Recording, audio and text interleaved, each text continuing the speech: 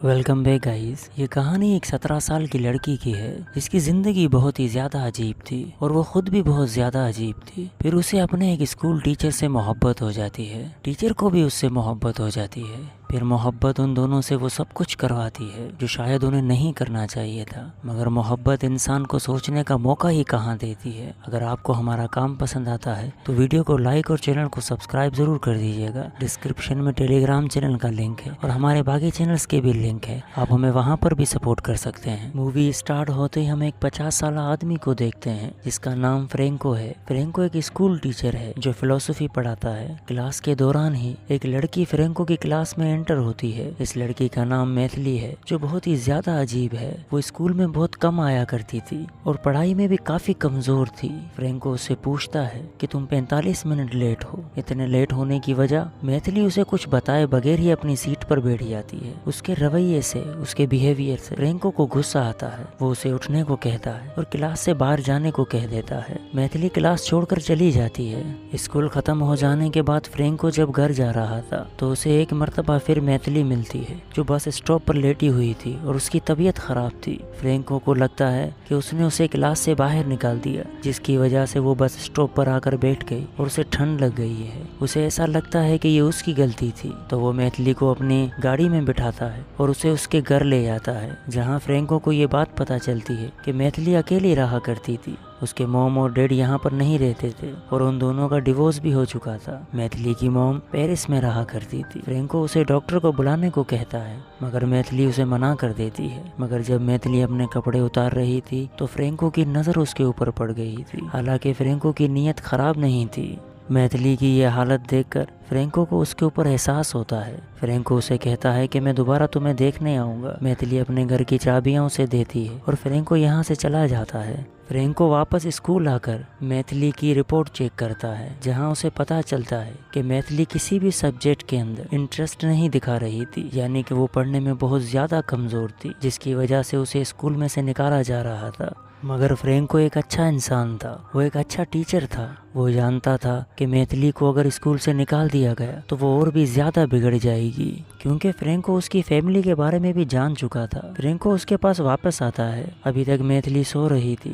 Franco doctor को call करता है मगर मैथिली उसका फोन काट देती है और उसे कहती है कि तुम्हारा शुक्रिया जो तुम मुझे देखने के लिए आए, मैं अभी तक सोई नहीं हूँ। यहाँ एक मर्तबा फिर मैथिली बगैर कपड़े पहने हुए ही फ्रेंको के सामने से चली जाती है। हालांकि फ्रेंको के दिल में ऐसा कुछ भी नहीं था, मगर था तो वो भी एक मर्द। कहीं न कहीं मैथिली की ये बातें, ये हरकतें उसे अजीब लग रही थी। वो समझ नहीं पा रहा था कि उसे क्या करना चाहिए था। तभी वो चाबियां फेंक कर वहाँ से जाने लगता है। मैथिली एक मर्तबा फिर उसके पास आती है और उसे रुकने का कहती है। फ्रेंको कुछ समझ नहीं पा रहा था, मगर वो मैथिली को अकेला छोड़ना भी नहीं चाहता था, तो वो रुक जाता है। मैथिली अपने कपड़े पहनकर वापस आती है। अब फ्रेंको उसकी फैमिली के बारे में जानता था, तो वो उससे उसकी फैमिली के बारे में पूछता है। वो उसे कहता है कि तुम पेरिस क्यों नहीं चली जाती अपनी माँ के पास। मैथिली उसे बताती है कि उसकी माँ की दिमाग की हालत ठीक नहीं है, उसने कई मर्तबा खुद को मारने की कोशिश की है। वो उसे अपने फादर के बारे में भी बताती है। मैथिली के 2 और भाई थे, वो उनके बारे में भी उसे बताती है। मैथिली की ये सारी बातें सुनकर फ्रेंको को उसके बारे में बुरा लगता है कि सिर्फ 17 साल की उम्र में ही उसने ये सब कुछ देखा था। फ्रेंको मैथिली को सॉरी कहता है आज सुबह जो उसने उसके ऊपर गुस्सा किया था उसकी वजह से। वो मैथिली से कहता है मैं नहीं जानता था कि तुम्हारे ऊपर किस तरह की मुश्किलें हैं। फ्रेंको की ये बात मैथिली को बहुत ज्यादा अच्छी लगती है, क्योंकि इससे पहले मैथिली की इतनी परवाह किसी ने नहीं की थी। मैथिली फ्रेंको को डिनर पे चलने को कहती है। फ्रेंको उसके साथ डिनर पर भी चला जाता है।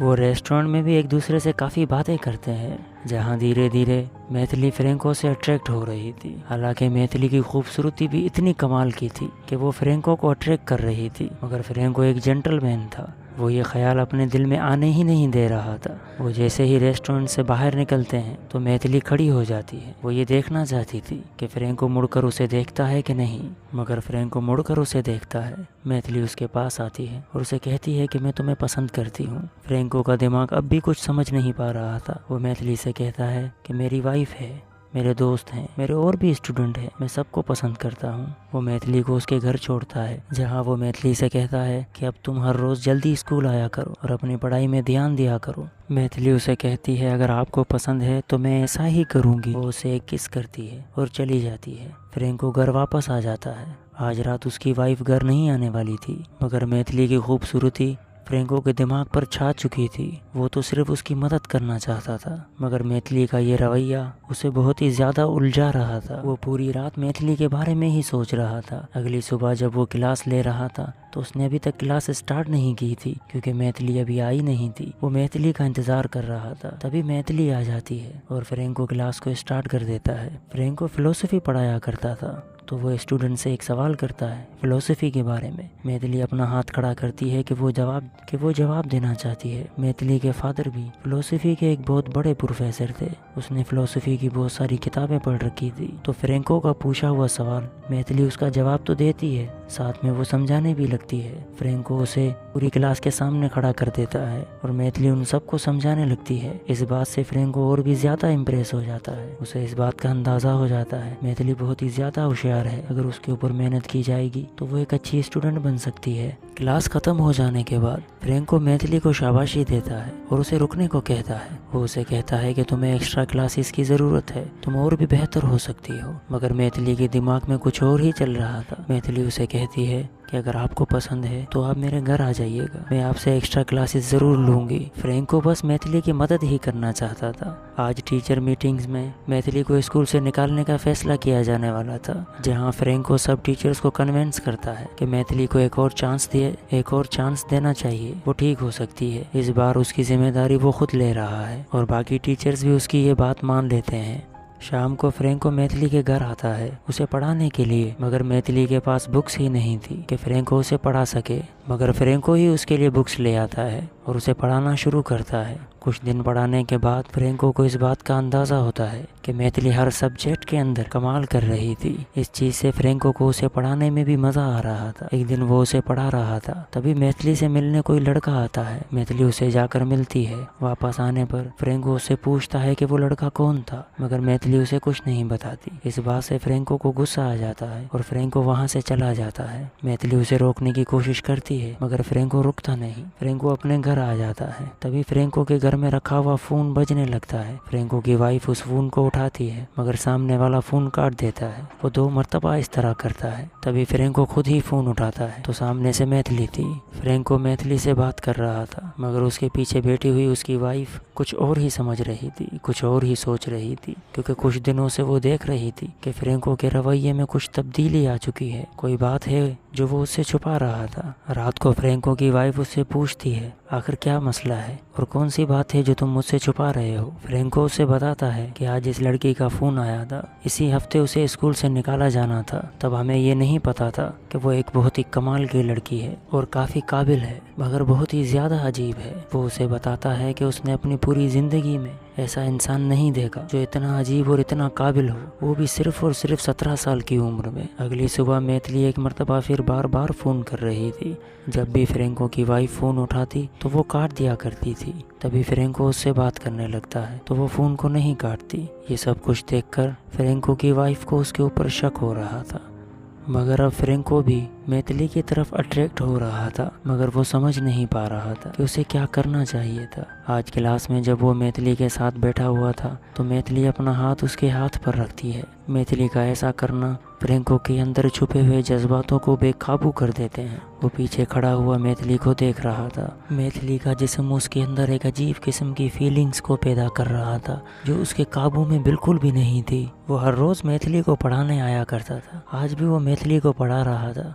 तभी उसकी नज़र एक बुक के ऊपर पड़ती है। ये बुक फ्रैंको की ही लिखी हुई थी। इस बुक की आज तक सिर्फ और सिर्फ एक ही कॉपी बिकी थी जो मैथिली ने खरीदी थी। अब मैथिली धीरे धीरे फ्रैंको को इस बात का एहसास दिला रही थी कि वो उसके अंदर इंटरेस्टेड है, वो उससे बिल्कुल ही अट्रैक्ट हो चुकी है। अगले दिन क्लास में फ्रैंको मैथिली का इंतजार कर रहा था, मगर मैथिली क्लास में नहीं आती। मैथिली की गैर मौजूदगी फ्रैंको को परेशान कर रही थी। स्कूल खत्म हो जाने के बाद वो मैथिली के घर आता है तो मैथिली का घर बंद था। फ्रैंको को लगता है कि वहाँ कोई भी नहीं है। वो वहाँ से जाने ही लग रहा था। वो गाड़ी में बैठा हुआ था, तभी मैथिली के घर से वो बहुत सारे लड़की और लड़कों को निकलते हुए देखता है। उसे इस बात पर बहुत गुस्सा आ जाता है। वो मैथिली के पास वापस आता है तो देखता है कि मैथिली उन लोगों के साथ मिलकर पार्टी कर रही थी। मैथिली शराब भी पिया करती थी और ड्रग्स भी लिया करती थी। इस बात से फ्रैंको को और भी ज्यादा गुस्सा आ जाता है। वो मैथिली के घर के अंदर चीजों को तोड़ रहा था। मैथिली समझ सक रही थी कि फ्रैंको जेलस है, क्योंकि अब मैथिली को इस बात का अंदाजा हो चुका था कि फ्रैंको भी उसकी तरफ अट्रैक्ट हो चुका था। फ्रैंको मैथिली के ऊपर गुस्सा कर रहा था, मगर मैथिली उसी वक्त खिड़की और दरवाजे बंद करती है और धीरे धीरे अपने कपड़े उतारना शुरू करती है और फ्रैंको को अपने करीब करती है। फ्रैंको, जो मैथिली की खूबसूरती से अट्रैक्ट हो चुका था, उसने खुद को रोकने की काफी कोशिश भी की थी, मगर वो नाकाम हो चुका था। आखिरकार ये दोनों एक दूसरे में हम बिस्तरी कर बैठते हैं। इसके बाद वो हर रोज मिलते थे, एक दूसरे के साथ एंजॉय करते थे, मगर मैथिली की मोहब्बत और उसका जुनून उसके ऊपर सवार हो चुका था। वो किसी भी हालत में फ्रैंको को हासिल करना चाहती थी, यानी वो ये नहीं चाहती थी कि फ्रैंको अपनी बीवी के साथ रहे। वो फ्रैंको के घर फोन किया करती थी। आज उसने फ्रैंको के घर एक लेटर भेजा था जो उसकी वाइफ को मिला था। फ्रैंको की वाइफ जो सिर्फ शक कर रही थी, मगर अब उसे यकीन हो गया था कि फ्रैंको और उस लड़की के बीच में कुछ चल रहा है, मगर फ्रैंको उसे बता नहीं रहा। फ्रैंको अपनी वाइफ से बातें छुपा रहा था। इस बात को उसकी वाइफ महसूस कर सकती थी। इसी दौरान स्कूल की छुट्टियां शुरू हो जाती हैं। मैथिली और फ्रैंको का रोमांस भी जोरों शोर पर चल रहा था। वो दोनों एक साथ स्कूल से जब जा रहे थे तो स्कूल की एक टीचर उन दोनों को देख लेती है, मगर वो इस बात को दरगुजर कर देती है। फ्रैंको और मैथिली दोनों मैथिली के घर पर थे। उन दोनों ने एक दूसरे में एंजॉय किया था। अब उन दोनों को एक दूसरे से बेइंतहा मोहब्बत हो चुकी थी। वो दोनों आपस में बातें कर रहे थे। तभी मैथिली को एक फोन आता है जिसमें उसे बताया जाता है कि उसकी माँ ने एक मर्तबा फिर सुसाइड करने की कोशिश की है। इस बार उसकी हालत बहुत ही ज्यादा खराब है। मैथिली फ्रैंको से कहती है कि उसे जाना होगा। फ्रैंको सिचुएशन को समझ सकता था। वो उसे रोकने की कोशिश नहीं करता। मोहब्बत की आग दोनों तरफ लगी हुई थी, मगर मैथिली की जो मोहब्बत की इंतहा थी वो उस दर्जे तक पहुंच चुकी थी जहां से वापसी का कोई रास्ता ही नहीं था। तभी मैथिली फ्रैंको को बताती है कि वो पेरिस में क्या किया करती थी। वो उसे बताती है कि वो तवाइफ का काम किया करती थी। वो पहले भी कई मर्दों के साथ सो चुकी है, मगर वो जब भी फ्रैंको के साथ सोती है तो उसकी फीलिंग अलग होती है। ये बात फ्रैंको के लिए बहुत ही ज्यादा अजीब थी। एक तरह से उसका दिल ही टूट गया था। वो सोच ही नहीं सकता था कि महज एक 17 साल की लड़की और उसने इतना सब कुछ किया हो पहले ही, और वो ड्रग्स भी लिया करती थी। तभी फ्रैंको उसे कहता है कि ड्रग्स एडिक्ट लोग जो होते हैं वो हमेशा खुद से झूठ बोलते हैं। वो हमेशा खुद से कहते हैं कि उन्होंने वो काम छोड़ दिया है, मगर वो नहीं छोड़ते। तुम कह रही हो कि तुम वो काम किया करती थी, तो मैं तुम्हारे ऊपर कैसे यकीन कर लूं कि आज तुम वो काम नहीं करती। मैथिली उसे बताती है कि वो सच कह रही है। उसने 2 साल पहले ही वो काम छोड़ दिए। अब वो ऐसा नहीं करती। मगर इस सिचुएशन में फ्रैंको का मैथिली के ऊपर भरोसा करना थोड़ा सा मुश्किल था। हालांकि मोहब्बत तो उसे हो चुकी थी, मगर उसे गुस्सा आ जाता है। वो वहाँ से जाने लगता है। तभी मैथिली उसे सेड्यूस करने लगती है। फ्रैंको उसे कहता है, ऐसा मत करो, मैं जानता हूँ कि तुम इन कामों में बहुत ही ज़्यादा माहिर हो। फ्रैंको अपने घर पहुँचता है तो उसके घर का फ़ोन बज रहा था। उसकी वाइफ उसे बताती है कि ये काफ़ी देर से बज रहा है और जब भी मैं उठाती हूँ तो सामने वाला फ़ोन काट देता है। फ्रैंको फ़ोन तो नहीं उठाता, मगर अब इन दोनों को ये बात पता चल चुकी थी कि ये मैथिली थी, और फ्रैंको की वाइफ का शक भी यकीन में बदल जाता है। अब वो ये जानती थी कि फ्रैंको और मैथिली के बीच में चक्कर चल रहा है। वो फ्रैंको से झगड़ा करती है और घर छोड़कर जाने लगती है। वो फ्रैंको से कहती है कि मैं कुछ दिन घर नहीं आऊंगी, मगर जब मैं घर वापस आऊं तो ये मामला सोल्व होना चाहिए, और वो चली जाती है। अब फ्रैंको बिल्कुल ही अकेला हो चुका था। मैथिली भी पेरिस जा चुकी थी। अब फ्रैंको का क्लास में दिल नहीं लगता था। वह हर रोज मैथिली के घर के बाहर आकर खड़ा हो जाता था उसके इंतजार में, और घंटों घंटों फोन के सामने बैठा रहता था कि कब मैथिली का फोन आएगा। वो गुस्से में आ तो गया था, मगर मैथिली की मोहब्बत ने उसे बहुत ही ज्यादा परेशान कर दिया था। मानो वो मैथिली की खूबसूरती का गुलाम बन चुका था। काफी दिनों बाद मैथिली का उसे फोन आता है। मैथिली उसे कहती है कि वो उसे बहुत ही याद कर रही है। फ्रैंको भी उसकी आवाज़ सुनकर खुश हो जाता है और मैथिली से कहता है कि तुम फ़ोन किया करो, मैं तुम्हारी आवाज़ सुनकर बहुत ज़्यादा खुश हो जाता हूँ। वक्त ऐसे ही गुजर जाता है। मैथिली वापस आ चुकी थी। वो सीधा ही फ्रैंको के घर आ जाती है, क्योंकि वो जानती थी कि फ्रैंको की वाइफ उसके घर पर नहीं है। इतने दिनों बाद उन दोनों ने एक दूसरे को देखा था। वो दोनों एक दूसरे को गले लगाते हैं। उन दोनों की मोहब्बत जो एक दूसरे के लिए थी वो अपनी आखिरी दर्जे पर थी। मैथिली और फ्रैंको दोनों आपस में एंजॉय करते हैं। इसी दौरान मैथिली सो जाती है। उसकी जब आँख खुलती है तो वो फ्रैंको को खिड़की के पास परेशान खड़ा हुआ देखती है। वो उसके पास आती है, उसे गले लगाती है और उसे बताती है कि जब वो पेरिस में थी तो हर वक्त बस उसी के बारे में ही सोचा करती थी। वो फ्रैंको को कहती है कि उसे परवाह नहीं है किसी की भी, ना उसकी माँ की, ना उसके भाइयों की, ना उसके बाप की। वो बस ये चाहती है कि वो फ्रैंको के साथ रहे। वो फ्रैंको को कहती है कि तुम अपनी वाइफ को छोड़ दो और हम दोनों एक साथ रहेंगे। मगर फ्रैंको की एक अपनी ज़िंदगी थी, उसकी एक वाइफ थी और वो ये बात जानता था कि दुनिया इस रिश्ते को कबूल नहीं करेगी। वो ये बात मैथिली को भी बताता है। मैथिली उसे कहती है कि हम ये इलाका छोड़कर चले जाएंगे, कहीं और जाकर रहेंगे और लोगों से कहेंगे कि मैं तुम्हारी बेटी हूँ, तो लोग हमें इस रिश्ते के बारे में पूछेंगे ही नहीं। फ्रैंको उसकी ये सारी बातें सुन रहा था, मगर फिर भी फ्रैंको उसे कहता है कि हम ऐसा नहीं कर सकते। मैथिली समझ जाती है कि अब फ्रैंको उसके साथ नहीं रहना चाहता। उसकी आंखों में आंसू आ जाते हैं क्योंकि उसकी मोहब्बत सच्ची थी। वो फ्रैंको से कहती है, ठीक है, आज के बाद हम नहीं मिलेंगे, मगर एक आखिरी मर्तबा मैं तुम्हारे साथ सोना चाहती हूँ, तुम इतना तो मेरे लिए कर ही सकते हो। तो वो दोनों एक दूसरे के साथ एक मर्तबा फिर एंजॉय करते हैं और फिर मैथिली वहाँ से चली जाती है। कुछ दिन बीत जाते हैं, टाइम गुजर जाता है। फ्रैंको की वाइफ भी वापस आ जाती है। स्कूल की छुट्टियां भी ख़त्म हो जाती हैं। फ्रैंको क्लास ले रहा था। आज मैथिली क्लास में जल्दी आई थी, मगर आज मैथिली के रंग ही अलग थे। उसने एक बॉयफ्रेंड बना लिया था। हालांकि उसने बॉयफ्रेंड सिर्फ और सिर्फ फ्रैंको को जेलिस करने के लिए बनाया था और फ्रैंको जेलिस भी हो रहा था, मगर वो खुद को रोक रहा था। मगर मैथिली खुद को रोक नहीं पा रही थी। वो बार बार फ्रैंको के सामने आकर लड़कों के साथ एंजॉय करती थी। वो जानती थी कि इन बातों से फ्रैंको को बुरा लगेगा और फ्रैंको को बुरा लग भी रहा था, फिर भी फ्रैंको खुद को रोक रहा था। इसी दौरान मैथिली फ्रैंको के वाइफ को कॉल कर उसे मारने की धमकी देती है। उसे कहती है कि उसी की वजह से फ्रैंको उसका नहीं हो पा रहा है।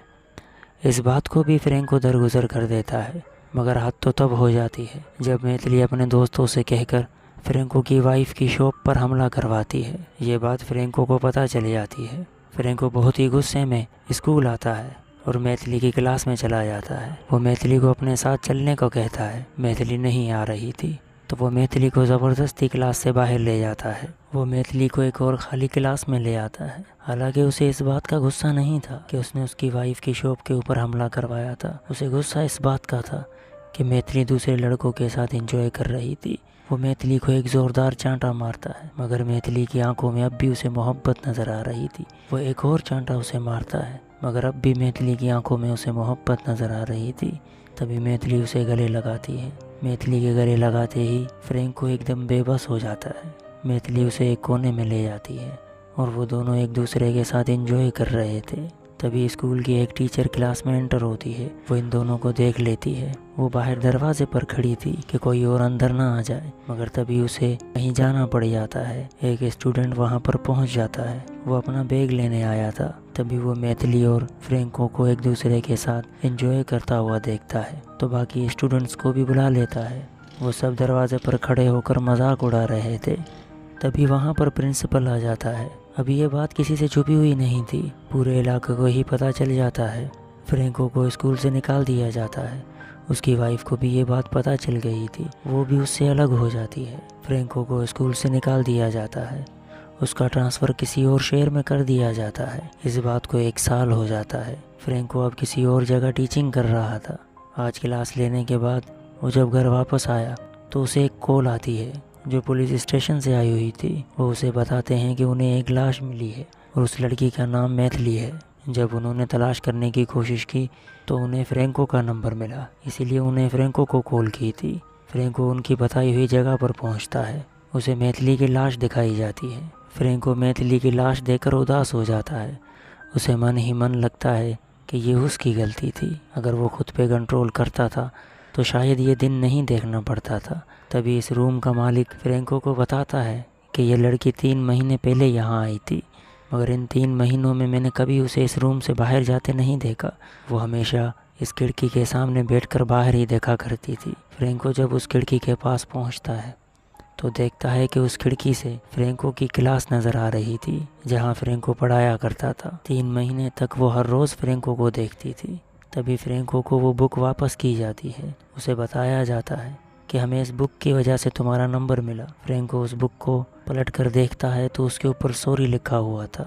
ये बात फ्रैंको के लिए और भी ज़्यादा अफसरदा थी। वो एक गहरी सोच में पड़ जाता है। उसकी आंखों में आंसू आ जाते हैं। वो सोचता है अगर वो चाहता तो मैथिली को एक अच्छी ज़िंदगी दे सकता था, उसकी जान बचा सकता था। रही बात मोहब्बत की, तो मैथिली फ्रैंको से सच्ची मोहब्बत करती थी।